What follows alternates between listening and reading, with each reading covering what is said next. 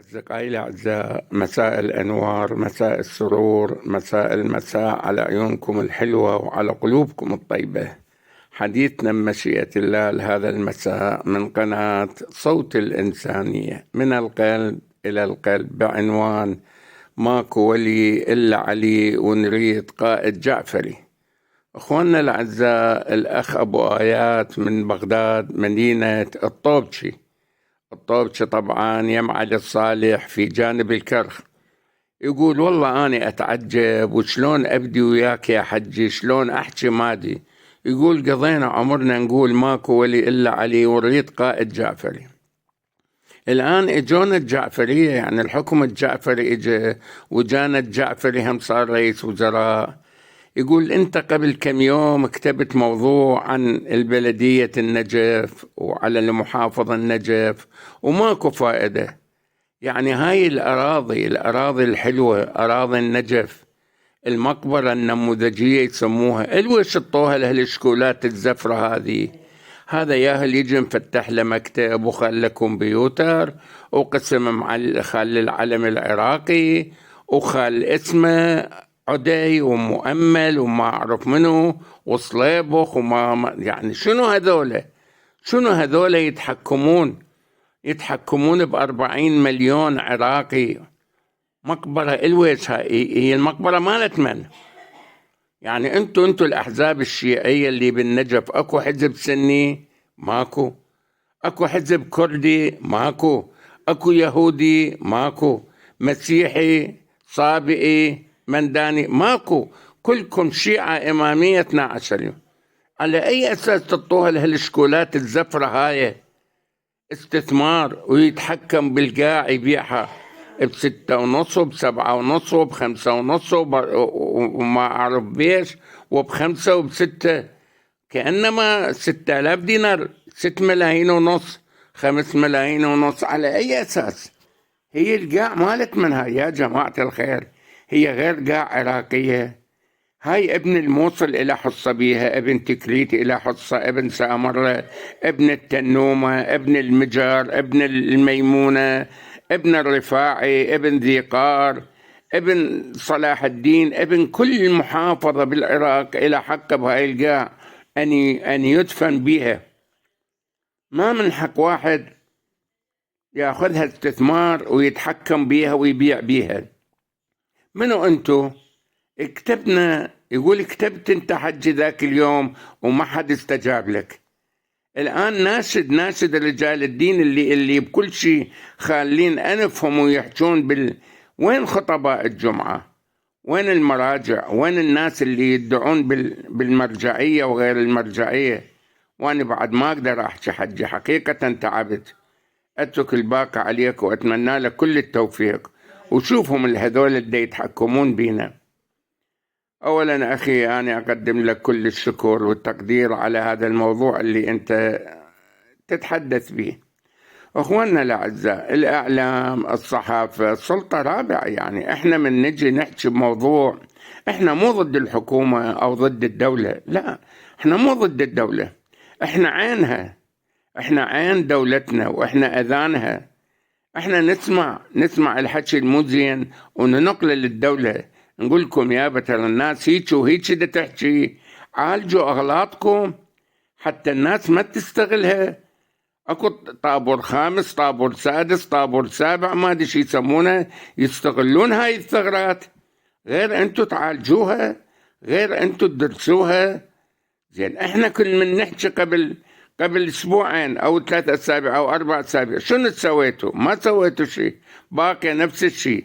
هذا يقول لك أنا مؤمل، أبويا عدي، يعني كانوا أول مرة يسمون عدي، ثابرين الأمة باسم عدي، وانت تسمي باسم عدي، يعني ولا ما يتدخل بهاي الأمور الخاصة. بس هو عدي، شنو عدي كان؟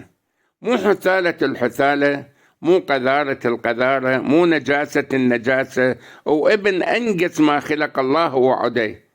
رحتوا سميتوا أبناكم على عدي، هسه بدلتوا على مؤمل.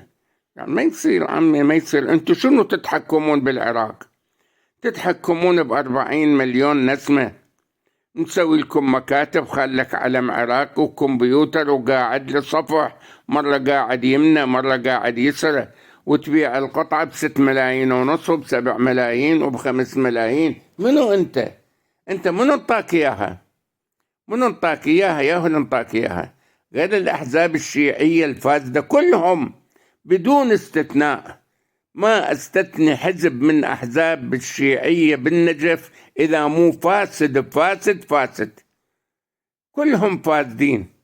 كل الأحزاب الشيعية بالنجف الأشرف فاسدة، لأن كلها مرتشية، مرتشية من المقبرة، مرتشية من المطار النجف، مرتشية من كل شيء مرتشية. ليش هذا؟ شنو؟ ليش؟ بس فهمونا يعني. احنا نقول ليش.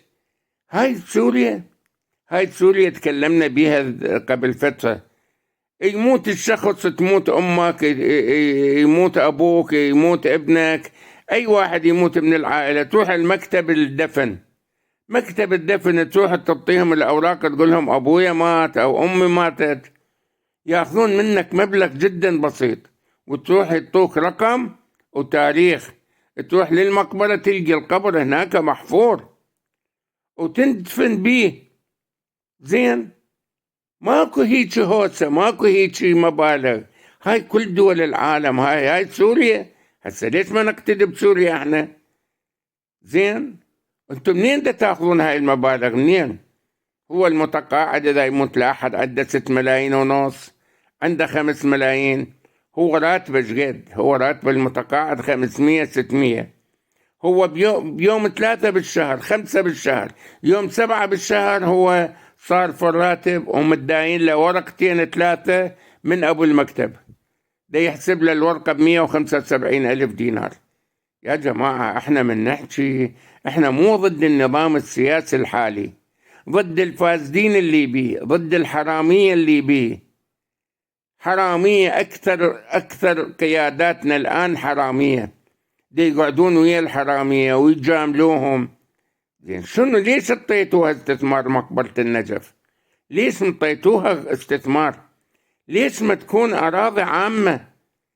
يجي واحد يريد يدفن، يروح للبلدية يدفع له 5,000، يدفع له 2,000 3,000، روح 5,000 يدفع للبلدية 5,000، يقولوا له هذا قبر بفلان مكان تروح تدفن. فضت راحت.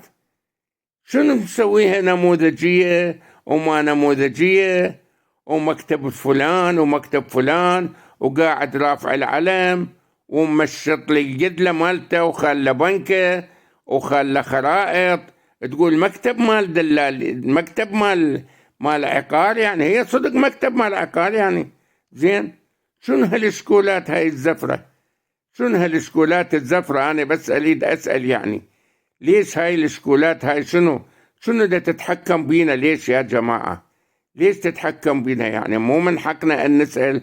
مو من حقنا أن نعرف ليش؟ والله المحافظ فاسد، البلدية فاسدة 100%. لو نروح نشوف أملاك إيش عندهم ما عندهم من أملاك بالبلدية، موظفي البلدية ومدير البلدية، شوفوا إيش عندهم ما عندهم من أملاك. منين جابوها؟ من الرواتب؟ لا. هسه احنا ما نناشد بعد لا مدير بلدية ولا محافظ، لأن ذولا والسياسيين كلهم فاسدين على الإطلاق. انتوا عم رجال الدين اللي عندكم خطبة الجمعة، خطبة الجمعة هي شنو؟ خطبة الجمعة هي مؤتمر إسلامي مصغر، والعيد والحاج هو المؤتمر الكبير، المؤتمر العام. هسه انتوا بالنجف ليش ما تحجون على المقبرة؟ ليش ما تحثون أنصاركم ومؤيديكم أن يطلعون مظاهرات؟ شبيهم أهل النجف؟ ليش ساكتين؟ مو بس أهل النجف، كل العراق لازم يطلع مظاهرات، يطلع مظاهرات سلمية، مو مظاهرات حرق تايرات وهجم بيوت، لا، وإنما مظاهرات سلمية بإلغاء هاي المكاتب مال المقبرة النموذجية، إلغاها. وأما يبيعوها ب100,000 دينار، ب50,000 دينار قطعة. يعني شنو أنت تبيعها ب6.5، 6,500,000 وب5 ملايين؟ ليش وب5.5؟ منو انطاك إياها؟ منو انطاك الصلاحية؟ منو أنت منو حتى قاعد بمكتب وتلعب لي بالكمبيوتر، مرة قاعد يمنى ومرة قاعد يسا تاخذ صور؟ شنو انتوا حثالة الحثالة وقذارة القذارة، انتوا نجاسة النجاسة، لأنكم أخذتوها هاي كلها بالرشاوي مو بوجه حق. والوش احنا دا ندفن بالنجف؟ ليش شنو ندفن بالنجف؟ على مود الإمام علي سلام الله عليه. الإمام علي بريء منكم كلكم انتوا، كلكم بريء منكم انتوا، كل المكاتب الدفانة وغير الدفانة بريء منكم، لأنكم كلها أخذتوها بالرشاوى وبالهذا. منو بيكم يصلي، منو بيكم يخاف الله، منو بيكم يعرف الله؟ اللي يعرف الله ما يضطر شوي، اللي يعرف الله ما ياخذ المناقصات وما مناقصاته هذه باعطاء رشاوي للمسؤولين. هاي كلها حرام. الراشي والمرتشي بالنار، مو تمام لو لا مو تشتغلون؟ الوش خلي الناس كلها تطلع مظاهرات في كل محافظة، ولكن للأسف الشديد ما حد يهتم لهذا الموضوع. ويوميا أحد الأخوان دازلنا يوميا مخابرنا، ليش ما تحكون على فلان شيء، ليش ما تحكون على كذا، نحكي ولكن شو تسوي؟ من ناشد بعد مسؤولين، لأن المسؤولين كلهم مرتشين، السياسيين كلهم مرتشين، سلسلية وسفلة وهتلية. من الناشد؟